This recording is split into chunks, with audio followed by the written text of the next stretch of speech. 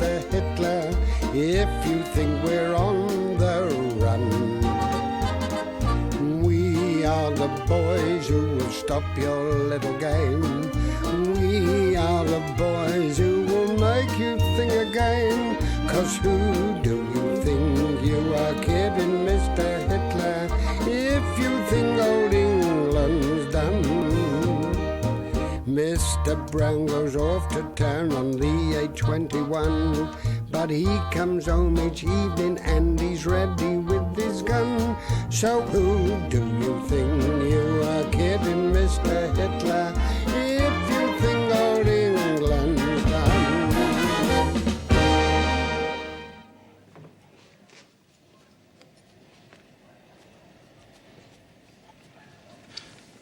I ain't half hungry, Mr. Jones. You're always hungry, you are, Packet. I'm just going to finish this off and then we'll report back to Church Hall. They're nice pears, aren't they? Think we'll ever have any bananas again? Of course we will when the war's over. I used to love bananas and cream. I used to mash them all up. Lots of cream and sugar. Then I'd take a great big mouthful and I'd squeeze it through the gaps in my teeth.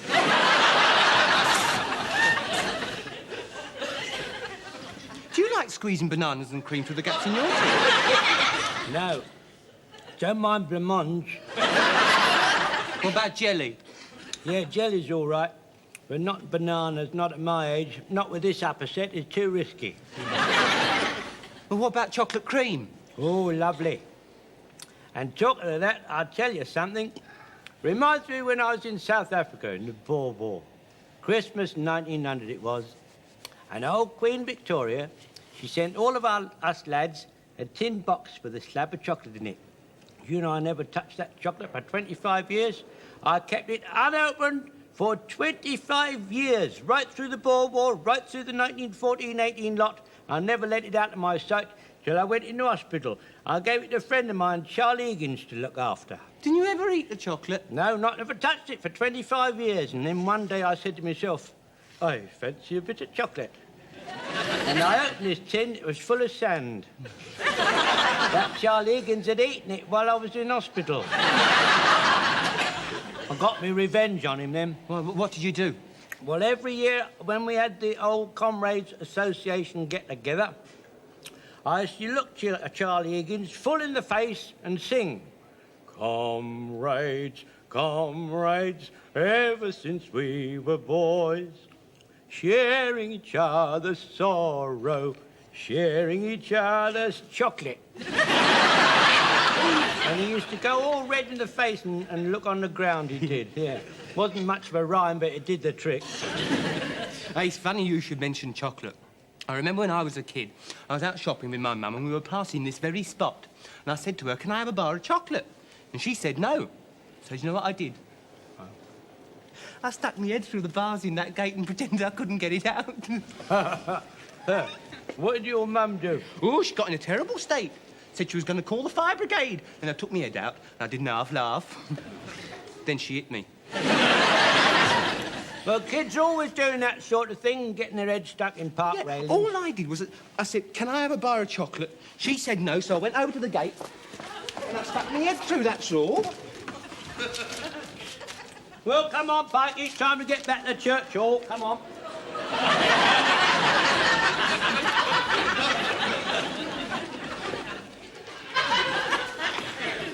Mr. Jones.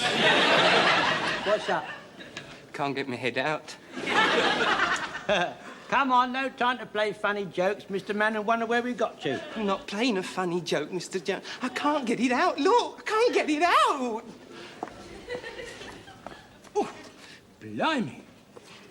Oh, don't do that, Mr. Jones, don't, please. I can't understand it. It came out all right last time. Well, how old was you last time you done it? 12. Well, your head's grown bigger since then. Well, I didn't think it's deep. Don't do that, Mr. Jones. You're pulling my ears off. What are we going to do, Mr. Jones? What are we going to do? Well, twist it round and try. Twist it round. Where? Go on, twist it. Go on, twist What's it round. What's the Go on spike? now, pull. Pull, not that. Oh, Mr. Jones, what are we going to do? What are we going to do? Don't panic, Pikey. Don't panic. He'll be all right. Don't panic. I'll tell you what I'll do. I'll telephone that Mr. Mainwaring on the telephone. And whatever you do, don't go away. Don't move and don't panic. Well, sir, all I can say is that I think you're making a big mistake. Oh, you do you? Yes, I do. I think you're asking for trouble. I mean, I can't understand why you agreed to do it in the first place. Because I didn't want to offend the press. And the editor of the Eastbourne Gazette telephoned me and said that he wanted to do a feature article every week on the platoon. Naturally, I jumped at the chance. Yes, but if this reporter who's going to do the articles is a temporary member of the platoon, I mean, that'll mean he'll be here with us all the time. Exactly. That's my idea. I mean, if he's one of us, that he'll be able to write the articles from first-hand knowledge, won't he? Yes, but don't you think that'll be a little bit dangerous? How do you mean dangerous? Well, I mean, if he's here all the time, I mean, how are you going to be able to cover up your mistakes? I'm going to pretend I didn't hear that remark, Wilson. Come in. Some cocoas. Yeah. Thank you very much. Very hot. Thank you so much. Thank you, Frazer. Thank you. Yon reporter fellow's outside. Oh, is he? Good. Send him in, will you? Captain Mainwaring, I may have said some harsh things in the past, but I'll let you see, here and now, I admire your courage. I don't quite understand, Frazer. I think you're a very brave man to let that reporter fellow watch your every move. You're either very brave or else you're Or what? Nothing, sir, nothing at all. Yes, sir, I admire you. All the same, I can't help thinking you're running a terrible risk. That's all. What do you suppose he meant by that? I've really no idea, sir. Come in. Mr. Cheeseman of the Eastbourne Gazette, sir. Ah, yes, yes, come in. Good day, Captain Mainwaring. How are you? Hello, Mr. Cheeseman.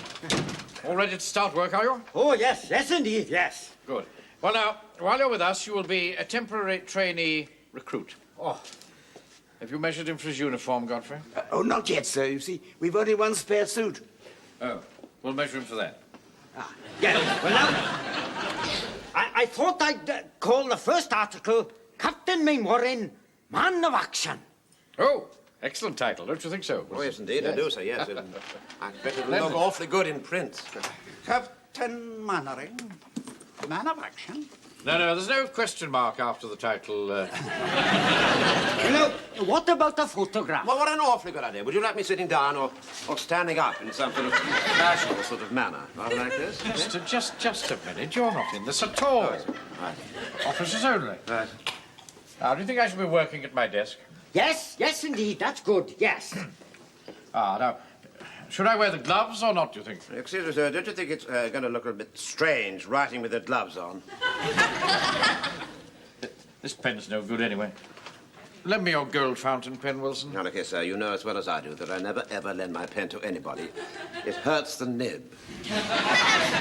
I don't want to use it, I only want to hold it. There you are, sir. Just keep the top on, will you? Oh, don't be absurd. How can I have a photograph taken writing with a pen with the top on? I think perhaps I should be on the telephone. Oh, yes, get on the phone, that's good, yes. Is there no limit to the conceit of the man? I think he looks rather noble. How's that? Rather Churchillian, don't you think?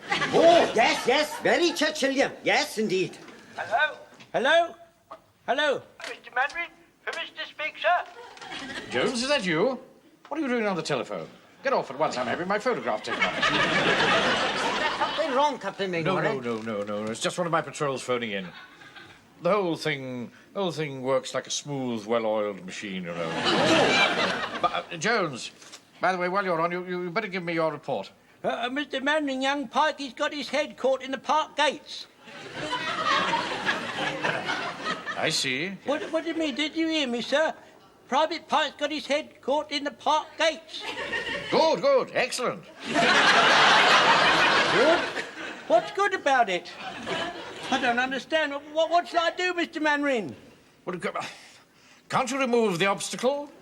Well, I've tried pulling, you see, sir, but it's his ears. They're in the way, sir. Are you sure there's nothing wrong, Captain No, Mainwaring? nothing wrong at all, no. Just one of my patrols got hung up, that's all. Something Something is exposed which shouldn't be exposed. Jones! Well. Shouldn't be exposed, you know. You should cover it up.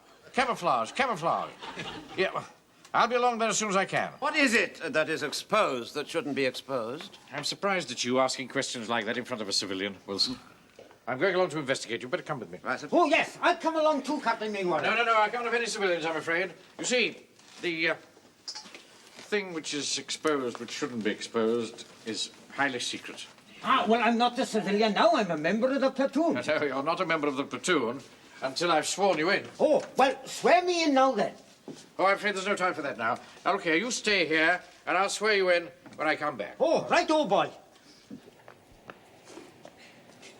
What you covering me up for, Mr. Jones? Well, I did nothing to do with me. Mr. Mainwaring said you've got to be camouflaged. Here, hang on to that. Hey! What? Couldn't you have found a bush with no prickles on it? I'll go and find some. Right, where is he, Jones? Here, Mr. Mainwaring. Ah. I'm sorry. Stupid boy. Why didn't you tell us in the office that Frazer got his head stuck through the railings? How can I tell you in front of that reporter? Why did you ask me to camouflage him, sir? Because if any passers-by had seen him, we'd have been the laughing stock of the town. There they are again. Right. Get your tin helmets on, man. What about me, Uncle? Hadn't we better take shelter? What about me? Be quiet, Pike. Put your helmet on. I could run back to the workshop and bring my hacksaw. Oh, that's just a waste of time, sir. It'll take us to do that. Why don't we get in touch with the fire brigade? There's an air raid on, isn't there? They've far more important things to do. Besides, I keep telling you, I don't want anybody to know. Told you to put your helmet on. Well, I can't get it through the bars. Put it sideways. How can I see which is sideways? I haven't got eyes in the back of my head, you know. Don't you use that tone of voice to me, Pike. Corporal Jones, help him to put his helmet on. Very good, sir. Sir, I'll put the Vaseline in my first aid bag. If we smear it on his head, he might slip through. Ah, now that's a very good idea, yes. Yes, Wilson, Frazer. Yes, sir. Help Godfrey to grease Pike's head. What are you fiddling about like that for? Well, every time I put his tin helmet on, it falls on the ground, sir. Hey, that's cold, Daddy. What is it? All right, Frank, all right. It's only Vaseline. Look, don't just dab at it like some Nancy boy, Wilson. Smear it in. I am smearing it in. Oh, look, I don't want to be greased. I'm going to tell my mum about Just this. be I am. quiet. Oh, don't be such a soft jest. Oh, no. Now, stop. Grab hold of his legs and bring your full weight to bear. Yes, Captain Mainwaring, my full weight. No, not your full weight, Mr. The Ferris. rest of you, get what purchase you can. Right, stand by. Ready? Pull! Oh, you're pulling my ears off. I don't think it's going to work, sir. Oh, can't give up that easily. Go on, try again. Pull! No. Pull!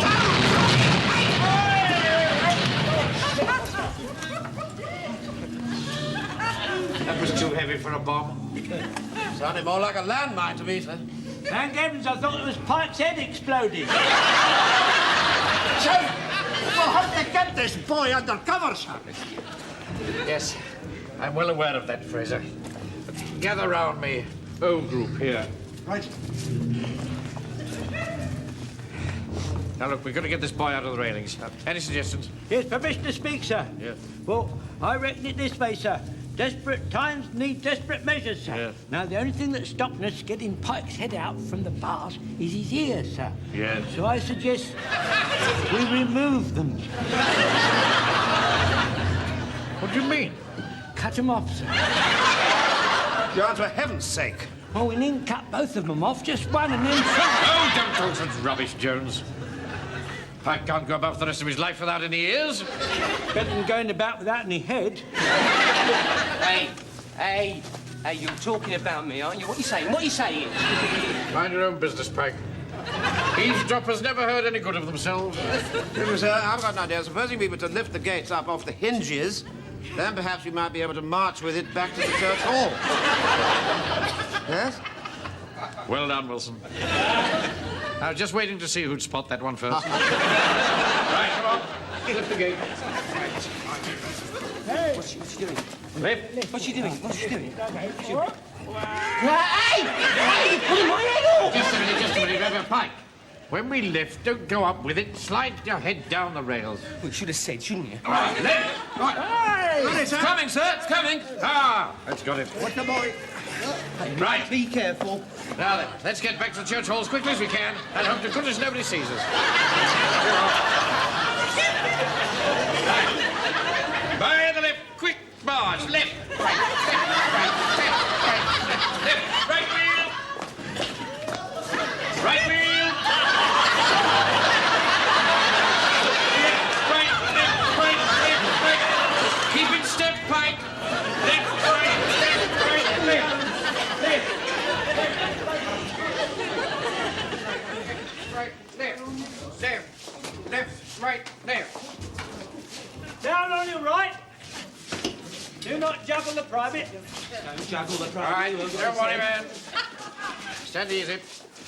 Right, put it down gently there. Yeah. God, that gateway's a ton. Feels as if my arms have been dragged off their sockets. What's the my head feels like? Now, stop grumbling, Frank, please. Yeah, stop grumbling, Pike. Oh, sir. We can't stand here all night holding this blooming thing up. Mr. Speak, sir. Why don't we get 2 long ropes and tie them to the beam so then we won't have to hang on to it all the time? Very good idea, Jones. Just sponge. Go and get 2 lengths of rope. Yes, Captain Mainwaring, 2 lengths of rope. Fuzzy Wuzzys used to do that in the Sudan, sir. They used to hang their prisoners up in the sun all day and give them nothing to drink. Hey, I don't want to be hung up with nothing to drink. You'll do as you're told, Pike. I can bring him a glass of water from time to time. Godfrey, don't put your head through. Good heavens, sir. What on earth's going on in the office? Yes, indeed, yes, indeed. Oh, thank goodness you got Captain Mainwaring. Hello, who's this then? It's Private Pike. Oh, hello, how are you? Hello, nice to meet you. Yes, indeed. What's he doing with his head stuck through the gate? It's highly secret. Well, you can tell me. No, I can't. I haven't sworn you in yet. Well, swear me in now, then. No, there's no time for that now. Now, look here. What's going on in there? Well, the Chief Warden is holding an emergency meeting, you see. How dare he? Wilson, come on. We'll soon sort this out. No, we can't get anywhere. We're all talking at once. We won't get anywhere. Where have you been? Don't you know there's an emergency on? How dare you hold a meeting in my office without my permission? This happens to be my office, Captain Mainwaring. It also happens to be my office. And it also happens to be my office, and I'm holding an emergency meeting. Emergency? What emergency? What do you mean to say you haven't heard? Oh, you know Inspector Baker and Fire Officer Beck. Yes. How awfully nice to see you. It was fun last night, wasn't it? You know, Connie wears awfully well, doesn't she? Just never mind, Connie. What's happening here? What's happened? A landmine has landed on the railway line, just outside the town. Fortunately, nobody was seriously hurt, but it's destroyed over 100 yards of railway track. And the town's gas and water supplies have been cut off. And if those jerry planes drop any firebombs, we've had it. This is serious. I'm getting onto GHQ. Look, the telephone lines are down as well. That's no good. I've just heard the news. No gas, no water, no telephones. The town's cut off. We're marooned. What are we going to do? All right, Mr. Town Clerk. No need to get into a panic. I'm not in a panic. But somebody's got to do something. Well, we know somebody's going to do something.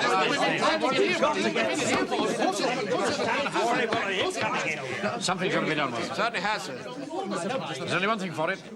I shall have to take charge. I quite agree, sir. That's just the sort of remark I'd expect. What did you say? Said I quite agree, sir. Without you in charge, God knows what's going to happen to this town. I'm right behind you. Thank you, Wilson. Not at all, sir. Don't mention it. Now get Frazer, Jones, and Godfrey in here. At the double, rifles and bayonets. Frazer, Jones, Godfrey, in here at the double. Rifles and picked bayonets. There was, how was that? Hardly believe my ears. Is this really you? Oh, it is, sir. Really me, yes. When the occasion demands, I can bawl and shout. Just like you. Now, Becker, I'm very sorry to do this. Corporal Jones. Sir? Frazer. Clear my desk. Clear the desk, clear the desk. Oh, dare you threaten his reverence with a bayonet? He's not the only one that's being threatened. Now you clear off, mate. Come on now. I think we'd better humour Mr. Yateman. It's quite obvious Captain Mainwaring has gone mad. Right, form in a tight group behind me. In a tight group behind the captain. That's the double. March! Right. All right, sir. Not as tight as that. Get their attention. Come on! Hurroo, you hang Sassenachs! All right, Frazer, that's enough. Captain Mainwaring would like to make an announcement. As from now, this town is under martial law. Martial law? What's that mean? I am now taking over. Oh, he's been leading up to this for years, and now he's finally done it. Well, you won't get away with this, Napoleon. Inspector, arrest that man. Captain Mainwaring, you know, you really can't do this, you know. I mean, after all, if anyone should take charge, the police should. Anyway, where's your authority? My symbol of authority. And I have 15 fully armed men behind me. What have you got? Well, there's me and my sergeant and 2 constables. Yeah, that's right, Dick and George. That's right, Dick and George. Captain Mainwaring, man of action, I'm right behind you, boy. The power of the press, remember, the power of the press. Thank you, Mr. Cheeseman. Yes. Sergeant Wilson. Up. Bring some paper and pencils. Right, sir. The rest of you, follow me. Now, pay attention, everybody. As from now, this town is under martial law. Stop him, someone! We can't let him take over the town. The man's a tyrant. Look at the way he punishes his men. No, I'm not being punished. Quiet. Now, Wilson, Jones, Frazer. Yes, sir.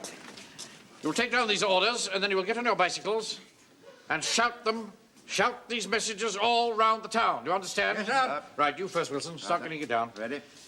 This town is now under martial law. This town is now under martial law. All looters will be shot on sight. All looters will be shot on sight. As town clerk, I demand that someone stops him. He's behaving like a dictator in some South American banana republic. Oh, does that mean we're going to have bananas again? No, it doesn't. Right, Jones, you're next. Thank you, sir. Now, there's been some damage to the gas and water supplies. Therefore, there is some danger of cholera. No water will be drunk unless it is first boiled. No water to be drunk unless it's first boiled. How are they going to boil it without gas? That's their business. That's their business. No baths to be taken without a permit. No baths to be taken without a permit. You, Jones, will be in charge of water permits. Captain Mainwaring, sir, do you... Quiet, Godfrey. Right, Frazer, you're next. Right, sir. All rumourmongers will be imprisoned. All rumourmongers will be imprisoned. All defeatists will be imprisoned. All defeatists will be imprisoned. Anybody not obeying military law If not obeying military law, will be imprisoned. will be imprisoned. We've only got 2 cells. I've never heard anything like it. I'm going to see the mayor about this. No more than 5 persons at any gathering. 5 persons at any gathering. But I always have at least 10 in my congregation. 9. Mrs. Fletcher's in hospital expecting her 5th. Yes, and he'll stop that nor give an Athur chance. Take the warden's name, Sergeant. All right, sir. There's another one here for you, Jones. No alcoholic beverages will be sold without my permission. No. That is undemocratic. You, Frazer, will be in charge of all liquor permits. I'm right behind you, Captain. Right. Now, when you have shouted these messages around the town, you will report back to me for further orders. I shall set up my headquarters in the town hall. Why the town hall, sir? Because, Wilson, he who holds the town hall holds Warmington-on-Sea. Right, come along, men. We march on the town hall. Right, sir. Left!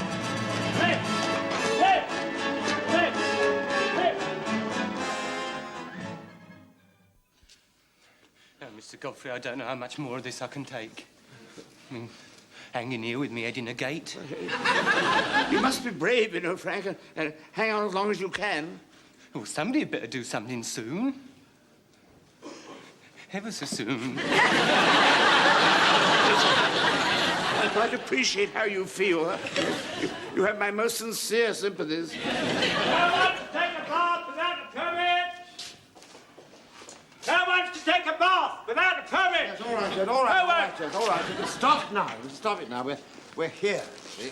I never knew you had such a loud voice. Uncle Arthur, have you thought of a way of getting me out of here yet, please? No, Frank, please, would you stop moaning? I'm working on it. I promise you, I'm working on it, see?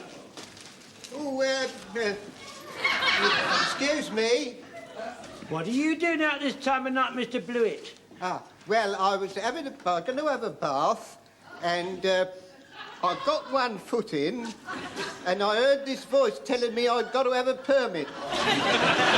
Right, I really don't think... Of course he's got to have a permit. What do you think I've been shouting my mouth off about all the time?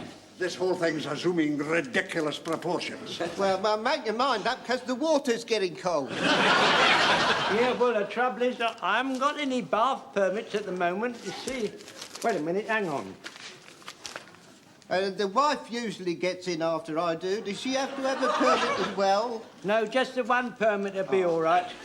I hereby give you permission to take a bath. Yours sincerely, Jack Jones, Lance Corporal. Ah.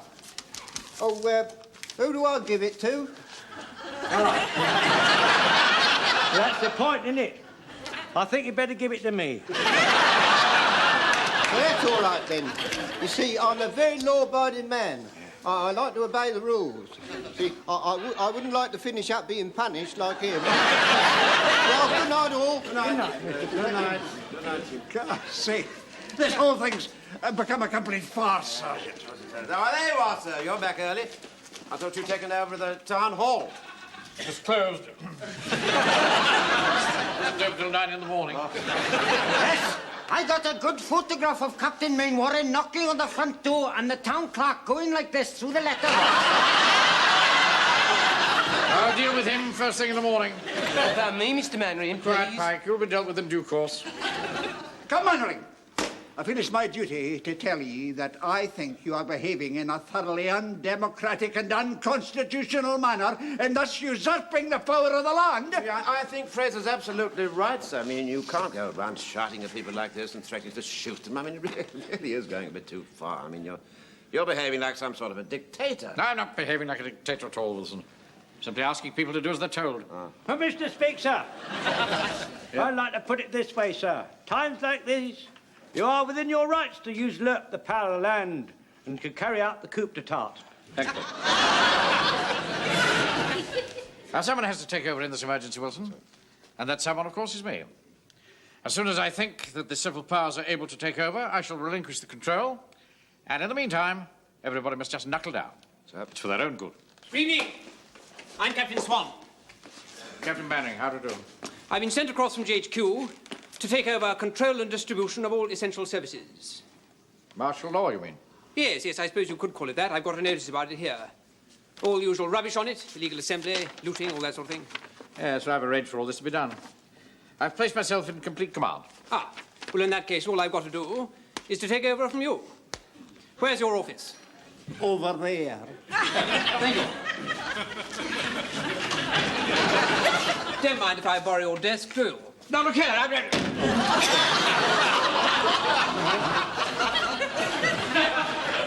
This is monstrous. Monstrous. It's unconstitutional. It's undemocratic. It's against everything that we're fighting for. I intend to see my MP at once. Well, I wouldn't worry about it too much if I were you, sir. I mean, you'll just have to knock it down, that's all, after all. Just for your own good.